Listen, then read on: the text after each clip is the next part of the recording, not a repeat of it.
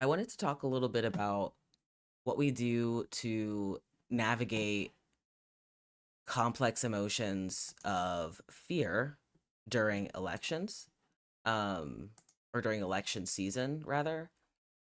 And I want to play a couple of segments of this video.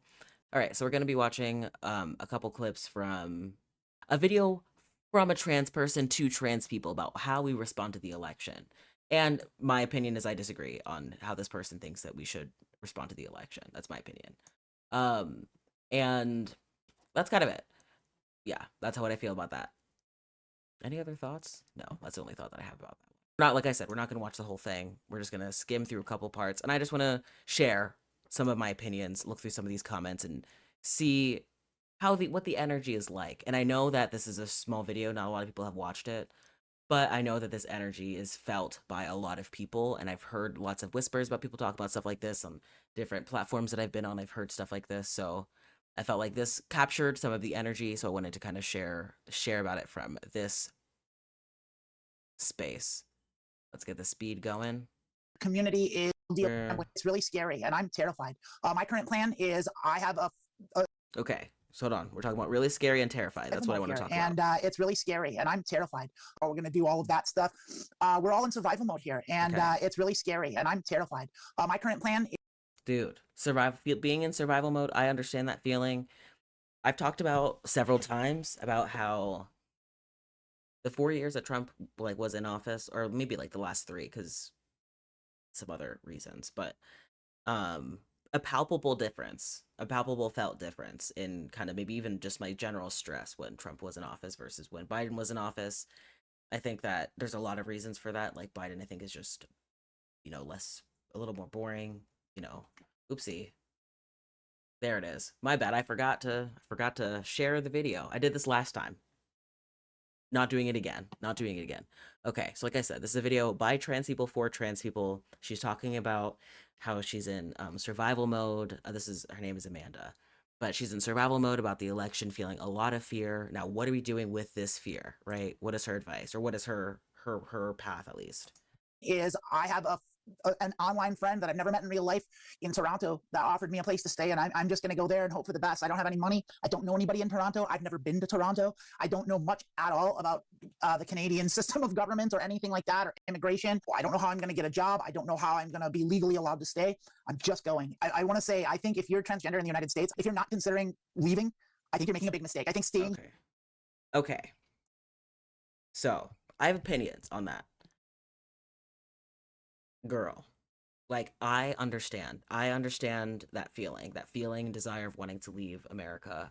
Me and my wife talk about this all the time. Like we flirt with the idea of leaving America all the time because of how shitty it feels to be here and how nice it would be to just kind of unplug from all the toxicity and things. We went to Nicaragua like right after the election. Just happened to have a trip scheduled for that time, and it was lovely. It was lovely to not think about American politics for a couple of days. Um, and when I think about that, I think like I don't have to leave America to kind of disconnect from American politics. I'm allowed to do that in a way that if that means protecting my mental health. Um, but more focused on this, I would not recommend leaving America if you don't have if you don't have your shit together. Um, emigrating, leaving another country, moving in and of itself is very expensive. This is obviously a take that is it's a take, right? You have to be at a pretty privileged position to even consider leaving. I mean, saying that you have no money and then saying that like you're gonna go without a job for several days and not know what's gonna happen. I don't buy that 100% because how are you gonna eat? Like unless this friend is going to kind of fund your entire life. I don't really buy that. Saying that, I don't have significant amounts of money makes more sense, um but also thinking like, yeah, what type of access do you have? That makes a lot of sense. Like you might be, some people, there are starving artists, for example, but they have a fallback. Maybe their family has money, so if they lose their apartment or something, they're not homeless. So I hope that people are understanding where I'm coming from here.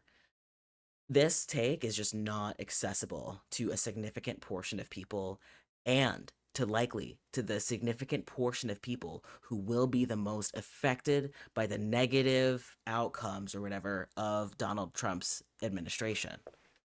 The individuals who are going to be the most at risk are going to have the least access to leave this country. I'm like, that's, I feel like that makes sense. That's kind of fair. Um, yeah, hold on. Okay. So there's that. Let's see if she has anything else. Here is very, very, very dangerous. Places like California and New York and Washington and possibly Oregon, Colorado, and maybe parts of New England like Massachusetts might be safe for a little while. And maybe I'm wrong. Maybe it won't go as bad as I think it's going to go. But I really don't think I'm wrong about this. I think it's going to go a lot worse than everyone's talking about. You hear a lot. Once again, um, and obviously I don't know what this person studies or anything like that. And things are bad already for a lot of people. I've mentioned that before. I think people sometimes saying like, you know, things are going to get bad kind of sometimes can reflect how people, the reality right now for a lot of people who aren't maybe in as good of a position. Um, mm, but I'm gonna fixing up some. There you go. Random streaming stuff I had to fix. Okay, so yeah, I really, I am personally, I am more of the mind that if you are if you are a trans person who needs access to medical care, you may need to leave that state to go to a state where you could access medical care. And even with that, a lot of people will say, I have no access to medical care in Florida or whatever, but I do know people who are able to access care in those states if they have insurance and things like that. But obviously, like I will reiterate again, this is not accessible for everybody, but for the people that it is accessible for, you may not have to leave your state. I want people to understand that we have survived in places that we've been unwanted before for a very long time. And I don't know if right now is the time to say, you know what? I'm a little scared. I'm a little scared. I'm gonna back up. I'm gonna back out of here. I get the fear, but I also know that we are stronger than this as a group of people. Um, so there's that. A lot of talk on the news about oh, we're fighting back, oh, we've got lawyers, we're not going to let Trump get away with this. But I think what they're not realizing is the people that were fighting against this haven't done anything. There were multiple opportunities to stop this before it happened, and they didn't do any of them. Nothing, no action was taken. And now the idea that they're all of a sudden going to be bolstered and strong when they have no power at all, like you have the Republican Party with control of the Supreme Court, the presidency and the executive branch, the House, the Senate, and a mandate of the people. Add to that, Donald Trump has absolute immunity to do whatever he wants without any form of prosecution. And that's it. It's game. I would say that that's like mostly true. I feel like okay, there's probably truth to that, and then some not so truth to that. Like we do have checks and balances in place. I think, for example, a good example is Matt Gaetz, like the kind of nomination of Matt. I forget what position he was nominated for, but he's someone who is under investigation for sex trafficking crimes, I believe.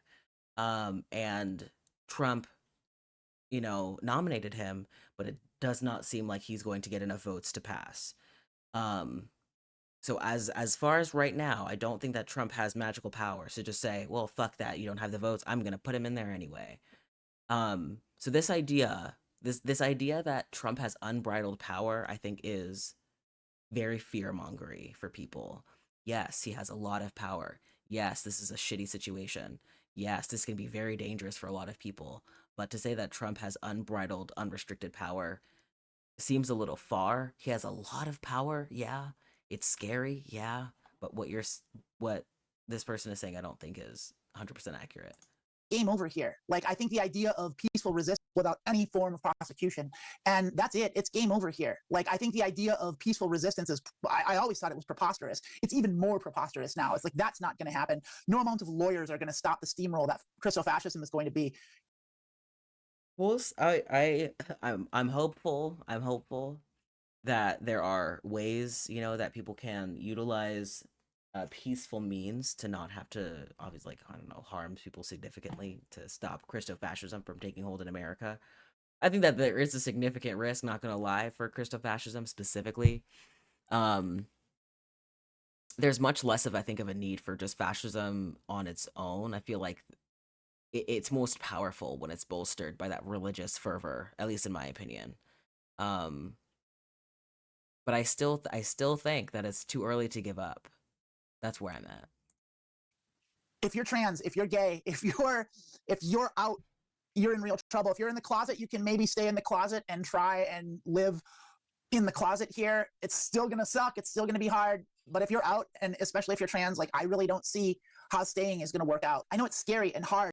That to me is fucking crazy. That's bonkers. How, like, I'm giving it, like, how dare you say that? And also, like, even if every trans person, like, gets their medical access taken away, I'm not saying that that's going to be good for any means or anything like that, but we can like, trans people can still stand strong. Like, I don't think that even if a lot of people start coming around and taking our rights away, that we will just crumble as people. We'll fade away into the background. I don't think that that'll happen. I think that we've been subjugated for such a long time. Why do we think that now that's going to stop us from existing? We just got the right. Gay people just got the right to get married, very recently. I do understand. I do think that our rights are fragile. I do agree with that for sure. In my opinion, I think our rights are in a fragile spot. Um, I don't know if there's any legislation about this right now, but I would not be surprised if there were some, Christian people at the very top of the, Christian think tanks who would love to see gay marriage legalization repealed or banned or something like that. Um, but yeah, this idea that, I don't know, no trans person is safe in America. I understand the feeling behind that. Um, and the idea that we have ancestors who did a lot of work to get freedom here. Um, so what does that mean? What do we do with that information? Do we abandon this place, that a lot of people have fought for? There are very confused feelings about this stuff, especially as a child of immigrants. But you know, for example, my parents left, the land that their ancestors fought for example. So yeah, I have complex thoughts here. To pack up everything. And you might say, well, I can't pack up everything. I don't have the money. It's like, if they take you and they make your existence illegal, which is on the books that they're planning to do, you're not going to have anything. They're going to take everything from you, including your life and your livelihood and your family. It's all going to go away. You're going to lose everything. There will be nothing. So your So if, for example, like we're talking about maybe prison time for cross-dressing, like I've seen that in some places. I'm very curious about what these laws are that are going to take your rights, property, and life and livelihood and life away. Not sure about what those things are exactly. Um, I understand the idea of being afraid of those things, but I don't understand what specifically this person's talking about. And this to me is very fear-mongery. I just don't think that fear-mongering is helpful for trans people, especially.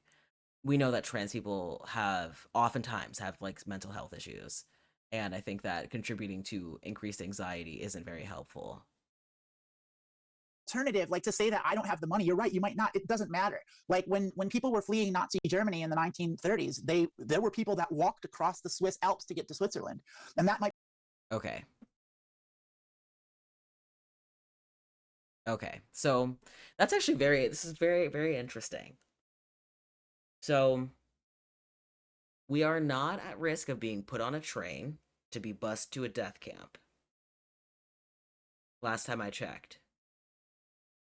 Um, and we do have to kind of talk about there are differences between, like, a passing white transsexual, um and I'm not even gonna put me in that because I think that I could pass if in some circumstances, but maybe a non-passing black trans woman, for example, or immigrant trans woman in America. Like, one of you is in much more danger than the other one. I think being very frank in terms of like statistics. Um, so what are you afraid of? Like legitimately, like I'm like, what about I don't like for me? I'm nervous about maybe like cultural attitude shifting, maybe more more hostility towards me. Perhaps maybe some barriers with my medical access, but not very much. Also, at the same time, I'm like a middle class, relatively middle class person, maybe lower middle class. I don't know, something like that. And I would consider myself relatively privileged. Like, we're able to save a little bit of money with our paychecks. So, like, I think that that puts us at a place of standard that's higher than a lot of Americans who are living paycheck to paycheck strictly. Um, so I have that kind of privilege. So I don't have a ton of fear about my livelihood as a trans person. Um, like mental sanity, like I have some maybe some questions about that, like mental comfort, like how I feel living in a place where the leadership is so hostile, like those types of things impact me significantly mentally. But I don't know if it impacts me enough to cross the Swiss Alps on foot type of energy. What's going on here? Like, I need to okay, here, we need to get full screen for a second. Oh wait.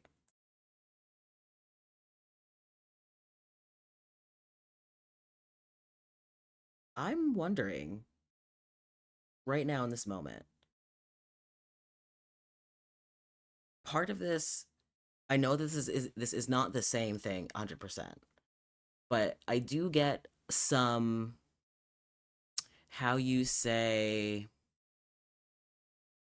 like persecution complex vibes kind of thing. Like, yes, there are dangers, but you're blowing these dangers out of proportion. And maybe the reason why I'm seeing it this way is because of my background in fundamentalist Christianity. But every like they would um be like, Christians can't, or we're not going to put, uh what is it, like Christmas trees or something on our Starbucks cups anymore. And Christians are like, oh my God, this is the end. Christians are going to be hated and destroyed forever. It's giving kind of that. Like, I understand how, like, attitudes towards trans people can change, and those attitudes can impact people's behavior, and those can translate into real harms for trans people, of course. And I think that there's a level of balance to be had about these things, a level of maybe understanding. Um, yeah, a little maybe more measured that is necessary here. Might be something you might have to do. You might have to walk across North Dakota or Montana in the snow. Like that might be a thing you have to do. It's probably easier. Like realistically, you can get a passport. There's still time. If you have a real ID, you can legally go to Canada or Mexico. Yeah. Like I forget how much. I literally just bought or just renewed my passport. I forget how much it cost. I think it was like around maybe a little over 100 with all the different types of payments, and I got it expedited. So I don't know. You know what I'm saying? Like these are things that a lot of people don't have access to or have a difficult time accessing. Um, and yeah, is the danger that is being presented worth fleeing to Mexico, for example? Like let's kind of take Mexico versus America. I'm not sure what the differences are, but is Mexico actually going to be a better experience for you than it would be in America? Think about it. I looked at flights. A flight to Toronto from Los Angeles is as cheap as $75 one way. If you don't have $75, like you can get it. You can get $75 together. How? It's just very cute take. For me, it's a very interesting kind of privileged take. Um, for me, I understand the desire to want to leave. The practical application of it, this idea of just magically get money together to leave, no matter what your position is. People do you understand that, like, trans people be doing sex work to survive out here. I don't know. Think about the implications of that, even. Just get $75 together. Like what that means for some people, how hard that might be for some people, how dismissive that comment is to me. Buy a cheap flight and go. You have a family? Like, I mean, I understand. I understand this is a very difficult decision, You got a family? A lot of trans people don't. but not acting is the worst decision you can make here.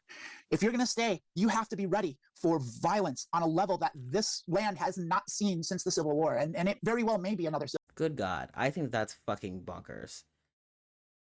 Wow. Violence on a level that's higher than the Civil War.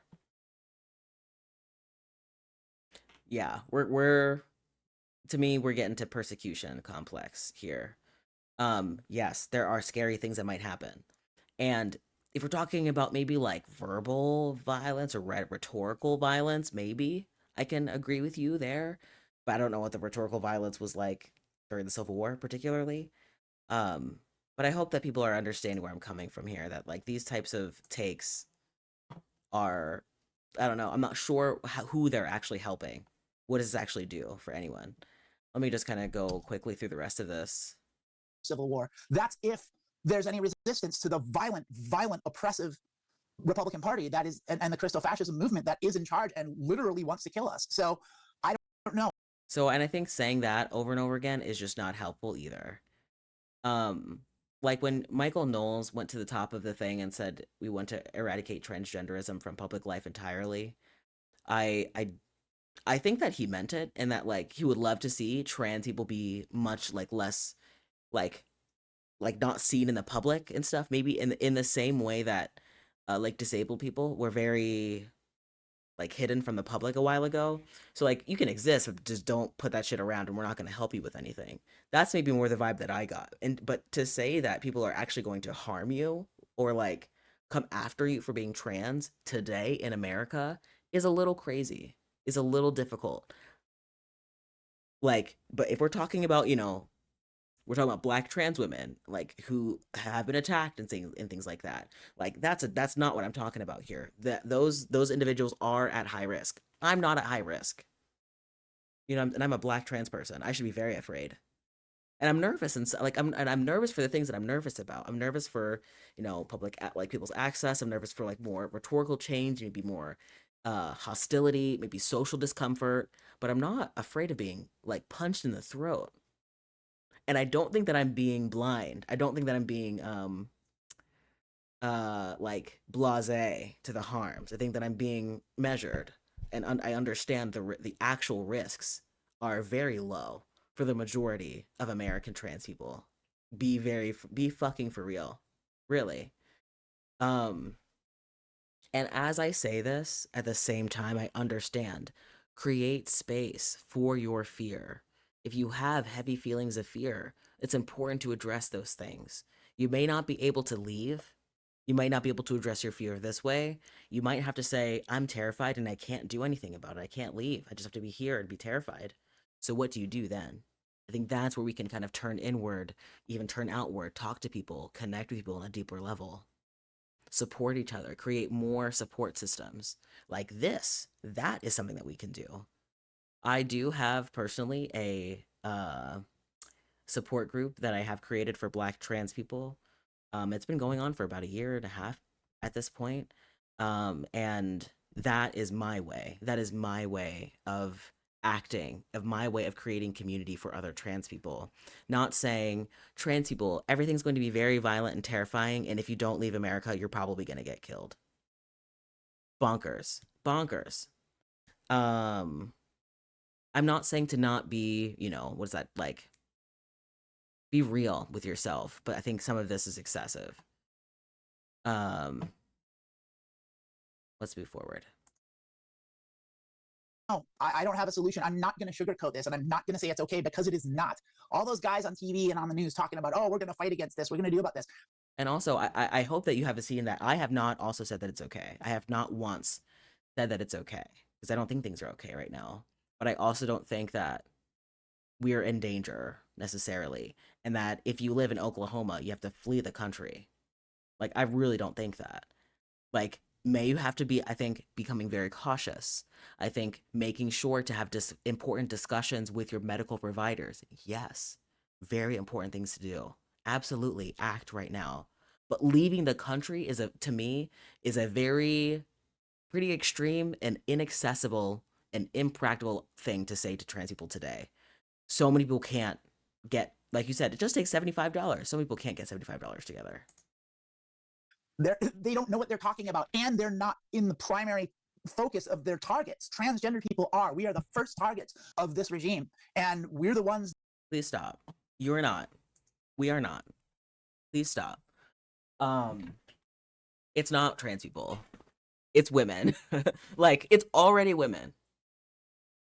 I'm not. I like that's just me saying that right now. Like there could be even more things that I'm not seeing. Like people of color, women generally, minorities, people of color.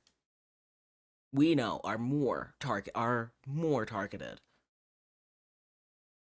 than transgender people.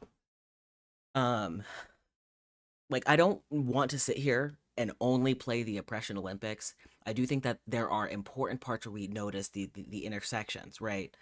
But um and saying, that person is really bad, so or really impoverished, so they are not privileged. Like I don't want to sit there and do that the whole time. We also have to understand the differences. Like different types of people have different types of risks. Of their targets. Transgender people are. We are the first targets. That is, yeah. I really need people to understand that is, I don't. Where is that accurate? Even in Project 2025, I don't think that trans people are the first target, the primary targets. I really don't think so. I would say once again, minorities, women, those things to me, and maybe gay people, maybe, and I would say trans people obviously are adjacent in that. Like I would say LGBT people generally. I don't think that trans people are like a specific targeted group. Yeah. Of this regime, and we're the ones that are the least equipped to do anything about this. So really, I don't see That I don't necessarily disagree with. I would definitely say that transgender people don't necessarily have tons of political power at this point. Maybe social power and maybe some circles, but what the option is beyond fleeing. If you think I'm being hyperbolic, that's your prerogative. You can choose to listen to the cishet white guys on the news that feel like they're going to be fine, because they probably will be.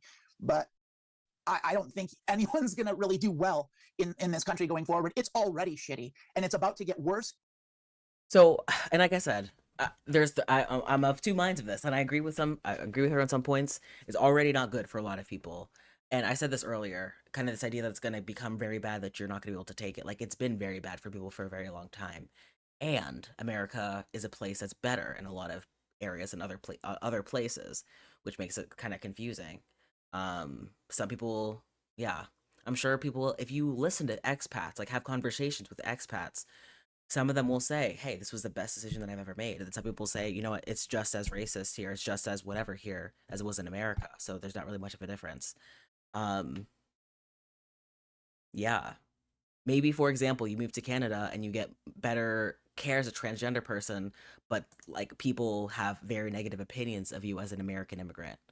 Like, who knows? And you may get more harassment for that than you did for being trans. I'm not, I hope that that's not the case. I don't want that to happen to people.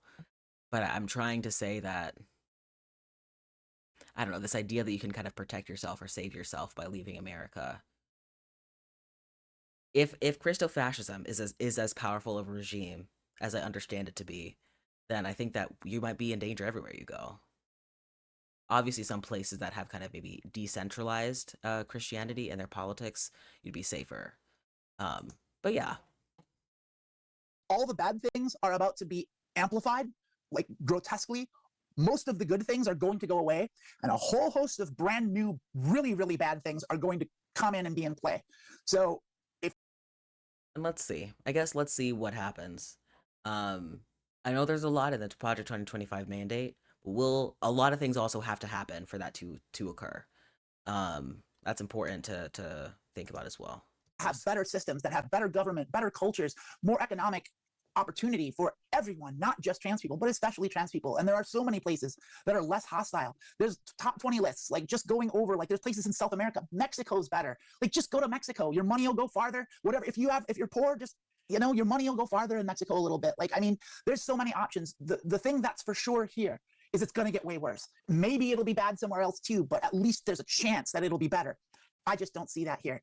So this is your call, and the call that I'm gonna go back and reiterate the point that, you know, a lot of our ancestors fought for rights here.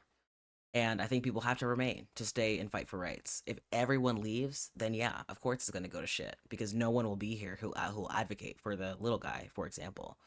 But if some people have to stay, I'm sure some people are going to stay. Some people are going to stay and commit to standing for, you know, a kinder world. But you know, we'll see. We'll see how that actually happens. We'll see how things change.